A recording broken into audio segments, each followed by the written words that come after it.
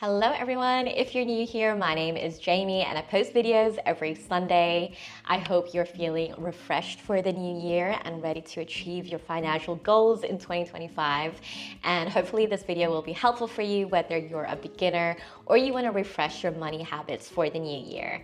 Anyway, let's just get into it and let's start with habit number one. I would suggest building multiple savings buckets for your different financial goals. If you haven't already, I would really strongly suggest creating a budget to keep track of your savings goals and what you're spending. I'm gonna pop a link to the video that I created last year all about setting up your budget template. I've got a free budget template that you can download, and the way I budget is I allocate money towards my essentials like my mortgage, my utilities, then I allocate money towards my different savings buckets, so different sinking funds for each discrete financial goal that I have. And then afterwards, after I take all that money out, then I can look towards my discretionary expenses and my fun money. I have different accounts set up so I don't get anything mixed up, and I find it to be a really great way to keep track of my goals and see the progress because it's so satisfying to see that number going up. I also have a graph in my budget spreadsheet because again, I just want to see the visuals of me getting closer to my goals. Instead of having a single savings account, I find it so much easier to have different accounts for each specific purpose, so you're super clear on where that money is going, and it also prevents you from accidentally taking out some funds that is meant for another goal. Habit number two is to automate as much as you can. I find automating your systems can make budgeting and managing your finances feel like a breeze because you're not thinking about it too much, you're not investing too much time or effort. So for example, I automate my transfers towards my sinking funds, so towards my savings goals, and I also automate the paying of my bills, so I'm never hit with that late fee. I've also automated my investments, so I know that I'm contributing frequently and consistently. I think investments was a big goal of mine last financial year to be a bit more aggressive with my investments, and I feel like setting up that automatic payment has just made it so much easier. Okay, so now that we've got everything set up, we've got the automatic transfers going through, habit number three is to build in regular spending audits.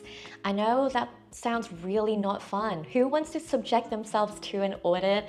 But trust me, I feel like it's such a critical step in the process. As much as we want to set up our systems, we can't completely forget about it. And I think the frequency of the audit depends on what feels realistic for you and what doesn't feel too daunting. So it could be quarterly or it could be monthly. I personally like to do the monthly audit. I just like the feeling of a new month. So by an audit, I mean get out all your bills, get out all your expenses, which should be easy if you're keeping track in your budget. So going through all the expenses from that period, and I would suggest looking through and seeing the areas that you did really well. So let's say you've hit your savings goal, really reflect on that because I feel like it's so easy to skip over the progress that you're making, and then also seeing which areas that you could improve on. So let's say you had a big month of birthday celebrations and you spent a little bit more money on going out, on presents, etc. So when you're looking through those expenses, you might reflect and think for the next month that you might want to cut back on the dining out because you spent quite a bit this month. Or you might find some subscriptions that you forgot that you were paying for, and those are definitely automatic as well, so it's time to unsubscribe. I think the regular audits are a helpful way to identify which areas you might be overspending in, or to see whether your savings goals are actually realistic or whether you want to adjust particular savings goals. For instance, if you really want to go aggressive 1 month towards your holiday because it's coming up, it's a good time to kind of reflect and adjust. Audits really keeps you aware of any financial leaks and ensures that your spending is still aligned with your goals. And if you're in a relationship with someone, I think it's also really helpful to set up money dates, and this could be part of your money dates to look through your spending together. These money dates that I have with my husband is something that I got from The Barefoot Investor, which I read when I was like a graduate, so a long time ago. But during those money dates with my husband, personally, I find it's a good opportunity for us to sit down and look through together and see any areas that we could cut back on. If spending audits are new to you, I would really suggest setting up a time in your calendar so you're actually blocking out that date, and make it a recurring invite, let's say monthly, every first Sunday. And you might want to make it a cute activity, even if it's going by yourself. Sometimes I'll go to a cafe and go through it. I'll order a coffee and banana bread so it's less painful. And I think it's just a great way to make sure that you're not just like, oh, I'll do it next month. I'll do it next month. I think staying proactive with your finances is a great way to ensure you're going to hit all your financial goals by the end of 2025. Habit number 4, this is personally one of my favorite habits, is to implement no spend days.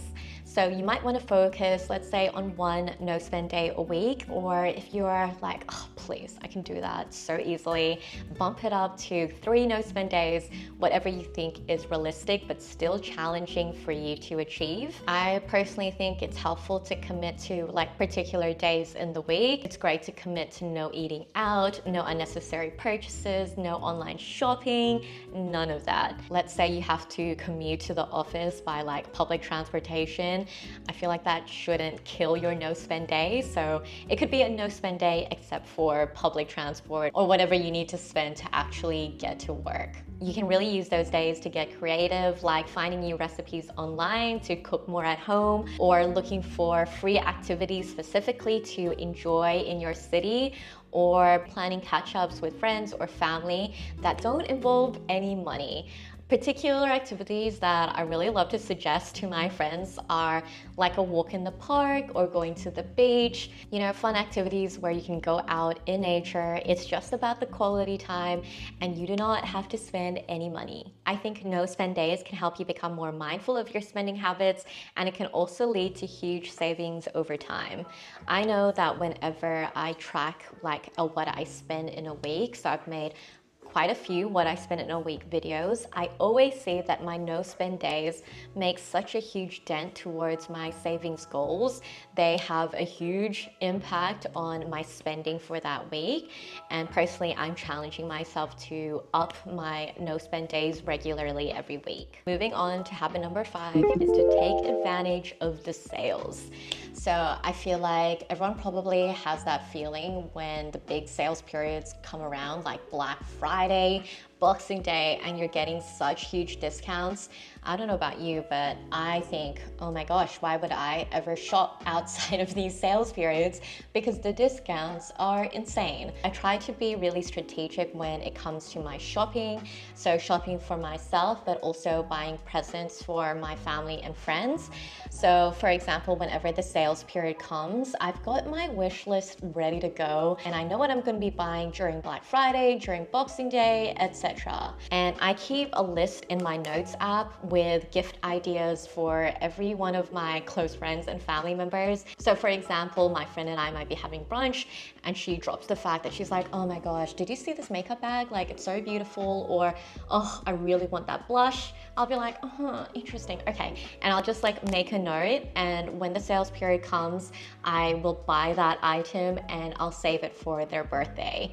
It does require obviously some planning, but I feel like it's so worth it because I can get what my family and friends really want and love, and I can also get it at a good price. I think shopping the sales periods just makes you feel so much better because your money just goes so much further. I think once you regularly shop the sales periods, it becomes so satisfying and you kind of get hooked on that feeling of getting a good discount.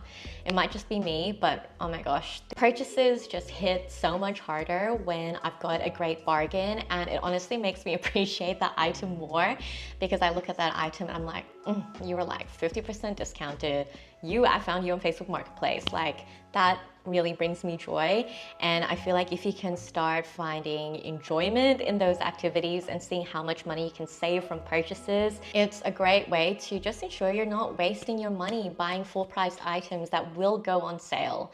And I feel like practicing delayed gratification is becoming more rare these days, but Personally, I find that when I've been patient for items, it just means so much more to me when I finally do get the item. Waiting for the sales period definitely helps prevent impulse shopping and prevents that feeling of regret when you buy something that you didn't really want to. While we're talking about sales, I also bring that mindset when I'm shopping for groceries or when I'm shopping at the chemist. So for example, I always go to Chemist Warehouse because the discounts are so good. But let's say I'm doing a shop at Kohl's or Woolies. I'm always just looking for the tags to see what's on discount, things that are not like essential or things like vegetables or meat, etc. I will only buy those things when they are on sale. For example, I'm always looking for that connoisseur ice cream and I will only buy it when it's 50% on sale. I know that might sound crazy to some people, but personally, that ice cream tastes sweeter to me when it's 50% off. When I go to Chemist Warehouse and there are things I want to restock, for example, things like Hydrolite or even like band-aids that you want to keep in the house, I will only buy those items when they're on sale unless I desperately need to buy. Now, the final habit, I know it's so much more difficult to implement and it's so easy to say, but it is to avoid lifestyle inflation and lifestyle creep. Lifestyle creep means that when your income increases, you end up upgrading your lifestyle, so your normal lifestyle just costs a lot more. This is something I definitely work on because obviously, when your income increases, you tend to want to make little upgrades in your lifestyle, and I think that's perfectly normal and okay. I think it's more about managing that lifestyle inflation where it's not too much, where even with the increased income, you're not achieving your financial goals, or if you're spending a little bit too frivolously, I feel like that's when the problem occurs. Personally, for me, it's not about avoiding all lifestyle inflation, but ensuring it's manageable and that you're still hitting your financial goals. A challenge for you, if you want to really see if you're avoiding that lifestyle creep, is to live your life based on a previous salary. So let's say your current salary slash 20% and see whether you can stay within that budget with your discretionary expenses. Or is it too difficult because you're dining out too much or you're perhaps online shopping a little bit too aggressively? It's always a great challenge to see how you would do with a previous salary. I think a mindset that has helped me kind of avoid excessive lifestyle creep is to always think about how I value money and how I value a dollar. I remember when I was a uni student and I would think, $100 is so much money. And now after years of working, of course, my income has increased. I still think $100 is a lot of money. I try to reflect and think about, let's say a few years ago, would I be spending the same way, or am I shopping a little bit too much? Am I going out a little bit too much? I think, again, it's great to check in on your lifestyle and see whether the upgrades that you've made in your life are now compromising your financial goals. That is a wrap on the money habits to bring into the new year. Remember, all these small habits will lead to big changes in the future. I would love to know which habit you're going to be focusing on in 2025. Please drop a comment below. Thank you so much for watching, and I will see you in the next one. Bye.